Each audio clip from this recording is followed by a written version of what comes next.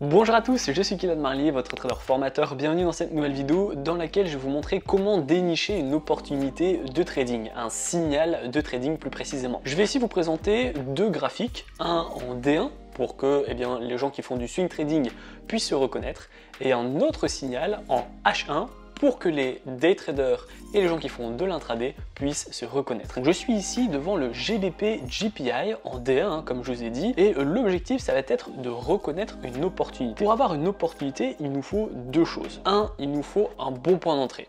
En fait on ne pourra pas avoir une bonne opportunité si on rentre mal parce que si on rentre mal sur un marché on va avoir également un mauvais stop loss et un mauvais take profit qui va du coup aussi se déduire par un mauvais ratio. Donc le ratio c'est quoi?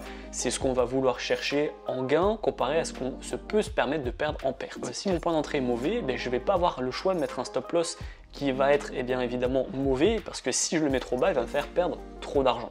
Donc la première chose dont vous voulez vraiment faire attention, ça va être le point d'entrée. Avant justement le point d'entrée, il faut savoir tout simplement si c'est intéressant ou pas de rentrer. On va avoir certains critères qui vont monter cette probabilité. Alors on ne sera jamais à 100% évidemment de probabilité pour qu'un trade puisse gagner, il n'y aura jamais 100%, personne ne pourra avoir la certitude qu'un trade va être gagnant. Par contre, au moyen d'indicateurs, de petits tutos que je vais vous donner dans cette vidéo, on va pouvoir se rapprocher au maximum sur les 100%. On va essayer d'être à 70, 75, 80, 85, etc. Donc là, ici, ce qu'on va pouvoir faire, qui est le plus connu pour augmenter sa probabilité, ça va être d'utiliser des indicateurs. Parce que oui, des indicateurs vont pouvoir vous faire monter la probabilité si par exemple, ils vous donnent déjà un signal, comme quoi on est en survente, comme quoi les prix pourraient retourner, comme quoi on a par exemple un surachat, etc. Donc là, pour les débutants, parce que j'imagine que si vous regardez cette vidéo, c'est que vous êtes débutant ou intermédiaire, vous avez la possibilité par exemple d'utiliser les stochastiques, qui est un très bon indicateur pour avoir un signal de retournement. Ici, ce qui nous intéresse, ça va être d'avoir un stochastique entre 0 et 20 ou 80 et 100 et avoir de belles boucles comme celle-ci, et comme même en fait celles qui se sont passées il n'y a pas si longtemps que ça. Quand on est entre 0 et 20 et qu'on a un croisement, c'est-à-dire qu'on va avoir un changement de tendance, du moins une impulsion ou une correction. Donc là, on avait une impulsion baissière, on a eu le croisement, donc on a eu une correction haussière de plusieurs jours qui pouvait bien faire toucher votre take profit. Ici, on a un croisement, donc ils vont justement, les stochastiques nous dire que les prix pourraient remonter. Par contre, on n'est pas entre les 0 et les 20. Une fois que j'ai pris l'information d'un indicateur, je vais le couper et je vais le coupler à un autre indicateur. Par exemple, le RSI. Le RSI, je le clique et je vais aller voir. Le RSI me montre qu'on est dans la zone de neutralité. On est autour de 45, voilà, 45-50. Le RSI est neutre, il ne me sert pas à grand chose. Je vais donc pouvoir mettre par exemple les SMA. SMA, c'est une moyenne mobile simple, et la EMA, que je pourrais mettre aussi, une moyenne mobile exponentielle. Et les moyennes mobiles, me disent qu'on a quand même encore deux résistances et qu'on est encore en tendance baissière. Le changement de tendance n'a pas eu lieu. Donc voilà, pour le moment, les indicateurs ne nous aident pas à monter cette probabilité. C'est super, ça tombe bien, parce qu'on est là pour ça justement, pour avoir plein de petits tutos. Si vous n'avez aucun indicateur qui vous fait monter votre probabilité, soit ça veut dire qu'il n'y a rien, voilà, tout simplement, le graphique n'est pas intéressant, vous pouvez passer à autre chose, soit, dans ce cas-ci, évidemment, vu que je l'ai sélectionné au préalable, vous allez pouvoir vous pencher sur le price action. Donc le price action, c'est quoi? Ça va être le fait de tracer des supports, des résistances, des figures graphiques, des figures chartistes, tout autre en fait moyen technique pour justement potentiellement avoir un nouveau signal que les moyennes mobiles, les stochastiques et les autres indicateurs ne vous auraient pas donné. Par exemple, en fait ici, dans ce cas-ci, sur le GBP GPI en D1, je vois qu'on est quand même sur un gros niveau de support. Le niveau de support, je pourrais le caractériser juste ici. Voilà. Ici, on a vraiment une résistance. Ensuite, là, le travail de résistance. Support 1, support 2, support 3. Ici, on l'a cassé, on l'a vite réintégré. Et là, on fait vraiment office de support. Les prix tentent. On voit à chaque fois les grandes ombres, mais ne parviennent jamais à casser. On a à chaque fois une tentative sans avoir la clôture. Et ça, c'est le price action qui va me le donner. Donc, je pourrais me dire, tant que les prix sont au-dessus de cette zone de support, je pourrais acheter pour travailler sur le rebond. Le rebond, on l'a eu ici, on l'a eu ici, on l'a eu ici, encore une fois là, là encore, et la dernière fois, on l'a eu ici. Donc je pourrais très bien en fait vouloir acheter avec justement un objectif de take profit à ces alentours ici. Là en fait, on a eu ce côté de résistance où l'ombre a touché tout pile avant de repartir à la baisse. Là, on a eu bien le niveau de support qui était intéressant. Là, on a eu aussi un niveau qui s'est joué sur le support très exactement. Et ensuite, eh bien, on a eu ce travail de résistance dernièrement. Donc je sais que ça pourrait être un take profit assez intéressant pour moi de travailler ce rebond technique pour aller chercher eh bien, précisément les 162, 672. Donc j'aurai en fait un take profit ici, j'aurai un point d'entrée idéal juste ici, et en fait mon stop loss, eh bien je vais pouvoir le mettre ici. Le stop loss, pourquoi je le mets là? Je vais le mettre à la base de la bougie en D1, comme ça, eh bien, si on touche mon stop loss, ça voudra dire que cette bougie a totalement été ravalée, la hausse actuellement a été ravalée. Donc, une fois que j'ai mon take profit potentiel, mon point d'entrée et mon stop loss, eh bien je vais pouvoir regarder ici le ratio. Donc en cas de gain, je vais gagner 100 pips tout rond, et en cas de perte, je vais en perdre 34. Donc là, je suis sur un ratio à 1,3. Lorsque je suis sur un ratio pareil, je peux même à ce moment-là sécuriser encore plus mon stop loss s'il le faut, pour du coup avoir un stop loss à 50 pips tout rond et donc avoir un ratio à 2,1 qui est très bien. Le problème ici, pourquoi je ne le fais pas, c'est parce qu'à chaque fois qu'on a tenté, on a tenté assez bas.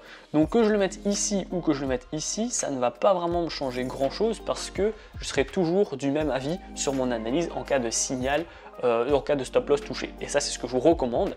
Si votre stop loss est touché, vous devez avoir un avis différent. Si on touche votre stop loss et que vous êtes toujours d'accord avec ce que vous pensez, bah à ce moment-là, ça ne va pas parce que c'est que votre stop loss est mal mis. Et là, il n'y a rien qui me fait vraiment dire de le mettre plus loin pour avoir un avis différent. Dans tous les cas, s'il est touché, je serai plus d'accord avec mon achat parce qu'on aura encore une fois cassé. Donc là, je vais avoir eh bien, une potentielle opportunité. Je vais avoir du coup un achat sur un support avec un ratio correct. Je vais donc avoir eh bien, une belle opportunité de trading. Et là, vous le voyez, je l'ai eu avec le price action alors que je ne l'ai pas forcément eu avec les indicateurs. C'est pour ça qu'il ne faut pas combiner les deux d'un coup. Évidemment, si vous faites des indicateurs, faites-le à 100%. Si par exemple les moyens mobiles, les stochastiques, le RSI m'avaient donné déjà des opportunités et des indications, j'aurais pas utilisé le price action. Par contre, là, je fais du price action parce que les indicateurs n'ont pas pu m'aider. Pourquoi il ne faut pas faire les deux d'un coup? Je vous l'ai déjà expliqué dans des vidéos. Mais le price action, c'est très précis, très rapide, c'est sur les prix, alors que les indicateurs, ce sont des moyennes sur des prix passés et pas les prix présents. Donc vous allez chaque fois en fait avoir un décalage entre le signal de price action et le signal des indicateurs. L'indicateur va à chaque fois vous dire que c'est pas encore le bon moment, alors que le price action vous dira que c'est déjà le bon moment. Donc voilà pour le GBP GPI, on est en D1 et donc là, pour les gens qui font du swing trading, quelle est la durée de ce trade? C'est très facile, vous regardez l'amplitude des bougies précédentes en D1. Donc là on était à 15 pips, 14 pips, 9 pips, 8 pips et 14 pips. On va prendre une moyenne à 10 et on voyait du coup que là on était à 100 pips, sachant que c'était des très petites bougies, donc une petite dizaine de jours suffira pour toucher le take profit. On rentre parfaitement dans du swing trading. Je vais passer maintenant du coup sur le CHF GPI en H1, donc c'est le franc suisse contre le yen japonais, qui nous donne du coup une belle indication pour le moment. Alors on était en tendance baissière, on a eu ici un range. Depuis le rebond par le bas, eh bien on a eu une cassure par le haut du range. Vous le voyez en fait, le range il était vraiment caractérisé par cette zone-ci, et là on l'a vraiment depuis ce rebond-ci cassé par le haut. Donc là c'est très bien, on va pouvoir éventuellement mettre un achat. Attention tout de même, parce qu'on voit que ici on est sur une grosse zone de résistance. Là les prix ont pile perdu énormément de valeur. Lorsqu'on était ici, on a reperdu de la valeur. Là et là, on a reperdu aussi beaucoup de valeur. Et donc, il faut faire très attention que les prix eh bien, ne cassent pas par le bas. Donc là aussi, on va avoir deux solutions. Encore une fois, comment on fait pour reconnaître un signal? On se pose des questions. C'est la première chose à savoir, parce que c'est en se posant des questions qu'on aura les réponses. Et en fonction des réponses, on verra si c'est intéressant ou pas. Donc là, la première question, c'est: est-ce qu'on a vraiment cassé la résistance? Ou est-ce qu'on a vraiment cassé le support en fonction évidemment de où est-ce que vous êtes? Donc là, je vais faire un petit trait ici en fonction de cette ligne-ci. Voilà. Je trace en fonction de cette grosse perte. Je vais rezoomer pour être un peu plus précis et la réponse est oui. On a cassé cette grosse résistance qui, entre guillemets, nous faisait pas mal peur. Vous la voyez, la dernière fois qu'on a tenté, les prix se sont vraiment cassés la gueule. Donc là, on a eu une cassure et pour le moment, juste une cassure par le haut.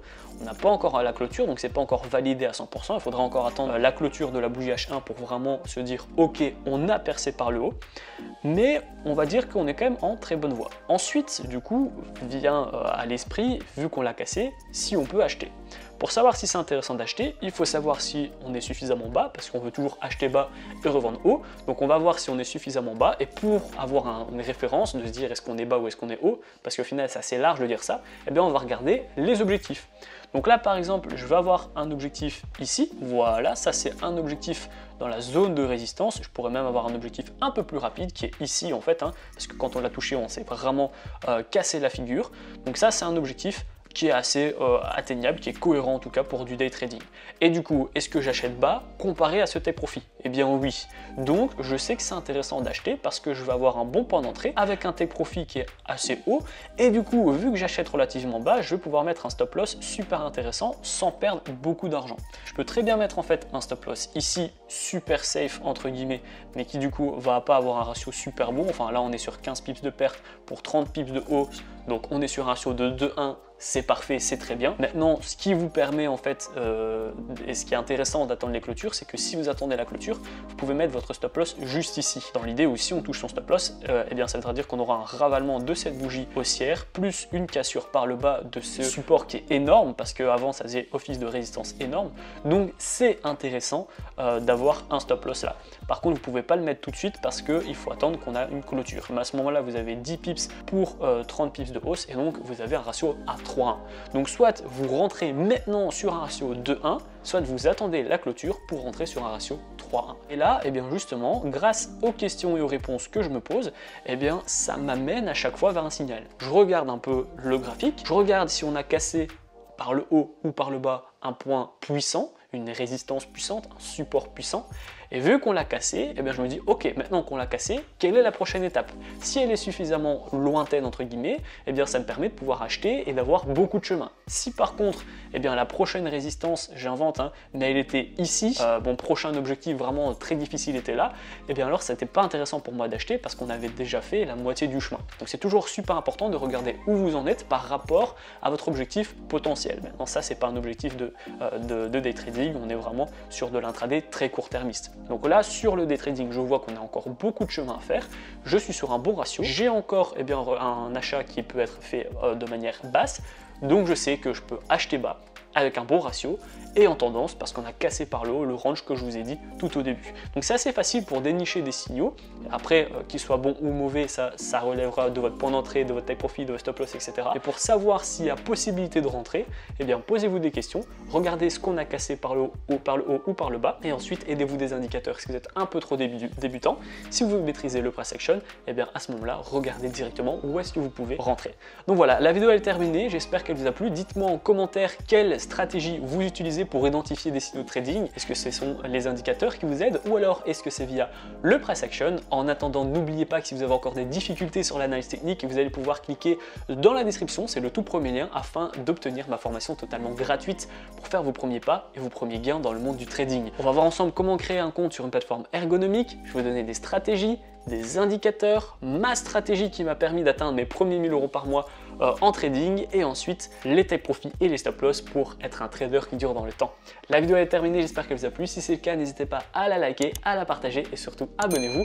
Moi je vous dis à très bientôt pour les prochaines vidéos.